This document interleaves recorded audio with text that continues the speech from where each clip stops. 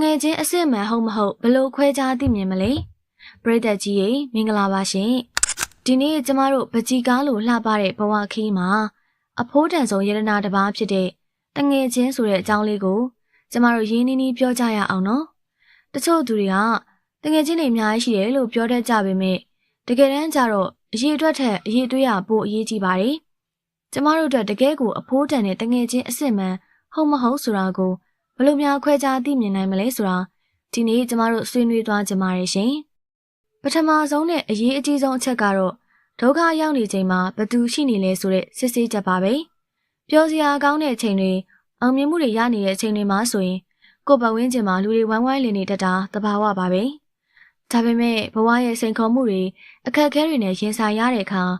ကိုယ့်အပေါ်အလင်းရောင်ကင်းမဲ့သွားတဲ့အခါမျိုးမှာကိုယ်ဘေးနားမှာတည်တည်ငြိမ်ငြိမ်နဲ့ရပ်တည်ပေးနေတဲ့သူတွေဟာတငယ်ချင်းအစ်စ်မှန်ဖြစ်ပါတယ်အထူးရောင်တငယ်ချင်းတွေကတော့သူတို့အတွက်အကျိုးမြတ်မရှိတော့ဘူးဒါမှမဟုတ်စိတ်ပင်ပန်းရတော့မယ်ဆိုရင်ကိုယ့်ဘဝတွေကနေတဖြည်းဖြည်းပျောက်ကွယ်သွားတတ်ကြပါတယ်တကယ်တငယ်ချင်းကတော့ကိုယ့်ရဲ့ပြဿနာတွေကိုဖြေရှင်းပေးဖို့မလိုပေမဲ့ကိုယ်ဘေးနားမှာစိတ်ပိုင်းဆိုင်ရာအားပေးမှုနဲ့ယုံကြည်မှုတွေကိုထောက်ပံ့ပေးဖို့အသင့်ရှိနေမှာပါရှင်ဒါအပြင်တငယ်ချင်းအစ်စ်မှန်ဟုတ်မဟုတ်ကိုသိဖို့အတွက်အောင်မြင်မှုအပေါ်တုံ့ပြန်ပုံကိုလည်းစောင့်ကြည့်ရပါမယ်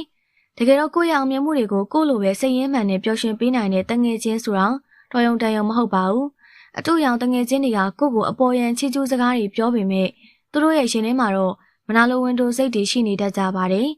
ဒါမှမဟုတ်ကိုယ့်အောင်မြင်မှုကိုအပြိုင်ဆိုင်သဘောထားပြီးရှော့ချပြောဆိုတာမျိုး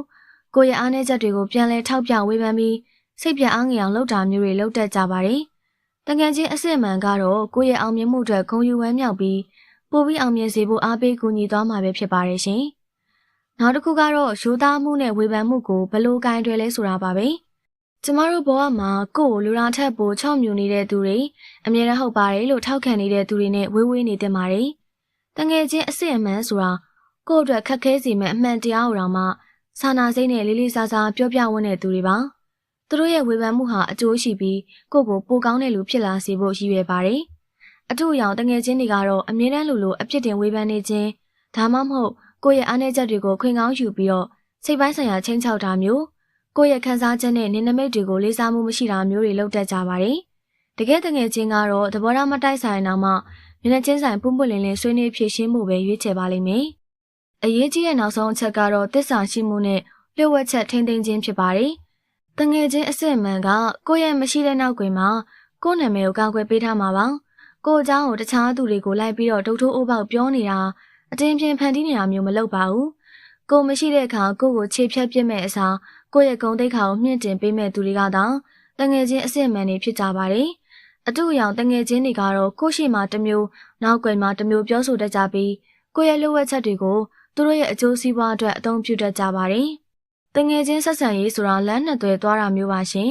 ကိုယ့်ဘက်ကပဲအမြဲစွမ်းရည်တွေအချိန်တွေပေးနေရပြီးသူတို့ဘက်ကကိုယ်စိတ်ဝင်စားမှုမရှိအမြဲလိုကိုယ့်ရဲ့အားတွေစွမ်းရည်တွေကိုစုပ်ယူနေတယ်လို့ခံစားရရင်အဲ့ဒီဆက်ဆံရေးဟာမစစ်မှန်နိုင်ပါဘူးတငယ်ချင်းအစစ်မှန်ကတော့နှစ်ဦးနှစ်ဖက်မျှတစွာချစ်ခင်တွေ့တာမှုလေးစားမှုတွေနဲ့တည်ဆောက်ထားတဲ့ဆက်ဆံရေးဖြစ်ပါတယ်အားလုံးပဲစစ်မှန်တဲ့တငယ်ချင်းကောင်းများနဲ့ပြည့်စုံတဲ့ဘဝတစ်ခုကိုပိုင်ဆိုင်နိုင်ကြပါစေလို့ဆုတောင်းပေးလိုက်ပါရရှင်ကျေးဇူးတင်ပါတယ်နော်